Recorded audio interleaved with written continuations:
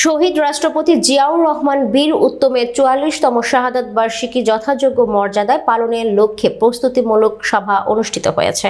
শনিবার বিকেলে কালিয়াকৈর সাহেব বাজার এলাকায় উপজেলা বিএনপির অঙ্গ ও সহযোগী সংগঠনের উদ্যোগে এই সভা আয়োজন করা হয়।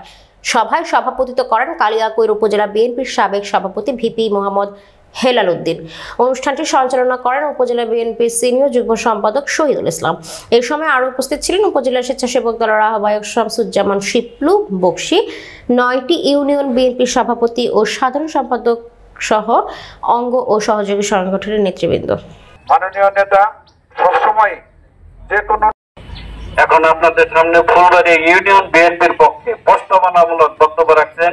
এই দেব যে নেতার সামনে পিছনে শুধু বিএনপি হওয়ার জন্য নিষেধ করেছে, যাতে এখন যেটা সামনে আছে নির্মোহ, নির্লোভ, দেশপ্রেমিক বিবি জনাব মোহাম্মদ হেলালুদ্দিন সহ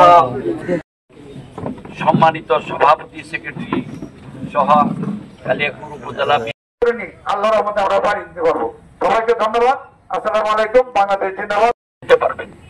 আর যুব দলের মোজাম্মেল যদি কয় বলে হাই যা কি হইল, আমাদের মহিলা দলের জান্নাত সহ মহিলা দলের আপনারা বলেন আপনি কি আবার আহ্বায়ক হবেন?